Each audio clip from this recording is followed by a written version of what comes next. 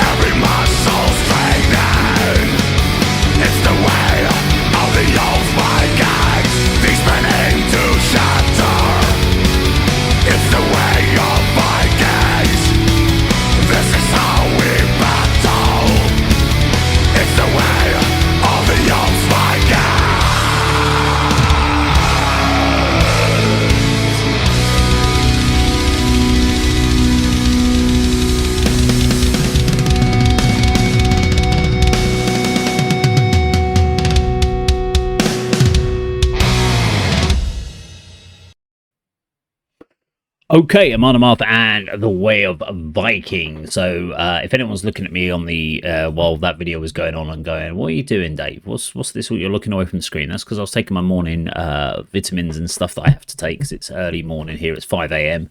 As I film this, and so I've had my breakfast, and I'm now working through my vitamins and supplements and medication regime that I have to take. So yeah, always a good time to do that during videos. But I always like to start watching the video first and then kind of get my kind of feel and stuff about it. So we'll do music first. So yeah, really enjoyable track. It's a great galloping battle cry or whatever you want to call it. It's because that it's like the horses going into battle kind of vibe to it. So very much almost spearheaded, I guess, back in the day of the 80s new wave of British heavy metal, had that kind of galloping sort of tone, but obviously this is not new wave of British heavy metal. So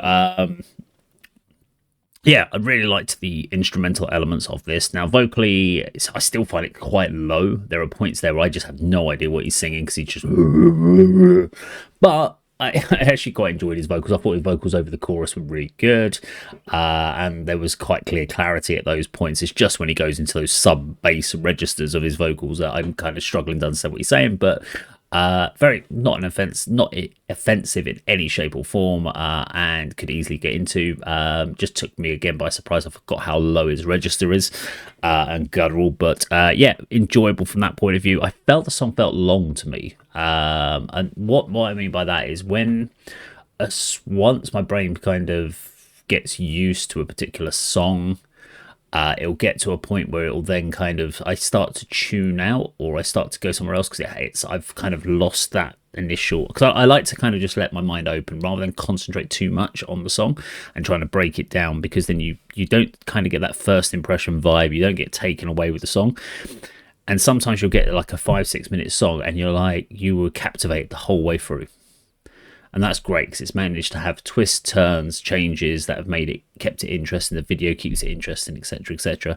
Or you'll get songs which are 3 minutes long that seem too long or too short or anything like that. This one felt like when it got to about the 4-minute mark, I was kind of like that kind of felt time-wise that there wasn't going to be anything new coming out, and there wasn't, but it's fine. I mean, 5 minutes is not a long song, so I'm sure it's fine. It's just an impression I got as I was listening. I found myself, my mind went wandering a little bit, and that's always a sign where the song's kind of lost its, not originality, but sense to kind of charm you around for something new, something to pique the listener interest again. Now, video-wise, really like how it's shot. It's very Peaky Blinders. I like it was almost shot like a TV series, which I thought was really good. Great scenes, really nice lighting effects. Love the look of everyone in it. They've obviously spent a lot of time getting the look right, the clothing right, the setup right. It's interesting to call it its Way of the Vikings, but it's kind of set in, looks like turn of the century, wherever, with the flat caps and wherever that they've decided to set it, but in very industrial warehouse kind of buildings, etc. So an underground boxing clubs, which was obviously very, very popular back in the day. So I thought that looked really good. There was only one thing in the video that kept annoying me, was this the way they were using this specific camera effect, which is the fast, and then the last bit slowed down. Fast, slow down. Fast, slow down. Fast, slow down. And it was like, you can't do that on every single shot. There are certain shots you should, it's a great shot to use. And like when they're doing the punching bag, you see him, there's a full power swing, and then suddenly it just stops as it's about to hit the bag, and it punches through the bag. Guy throwing his card down, it throws it in the air, and then it stops, or it slows right down at the last moment and then falls on the pile. All those are really good effects, but they were doing it on almost every shot, apart from when they were on the singer. So when it was on him singing, it wasn't, but on almost every other shot, it just felt like they were using this effect. And the problem is, when you use an effect so much throughout a video, it loses its impact. it can be really powerful to do those. So you need to have that balance between that effect and maybe a sped up effect and lots of quick jump cuts back to some slow cuts to some slow downs. It's about working out the pacing so it makes a lot of sense, and because the song itself is very static in its pacing, so it's constantly it's the same locked in rhythm the whole way through from start to finish. There's no real halftime grooves to it, there's no doubling up, it's just this galloping thing, which means you don't have the room musically within the video format to change the pacing too much. You've got to kind of work with it. You could do some long sweeping cuts over that and double it up, so if it's 2 bars of it or 4 bars of it or something like that, you could do a long sweep cut, and you could do it every half bar for a couple of quick jump cuts for like transitional pieces. So it's just kind of working out the pacing on that would be cool, because I really enjoyed the effect, but it just became noticeable. It was being used for almost every single second of the shots, and it became a little bit like, okay, we get it, you've got this cool effect, but don't use it so much, please.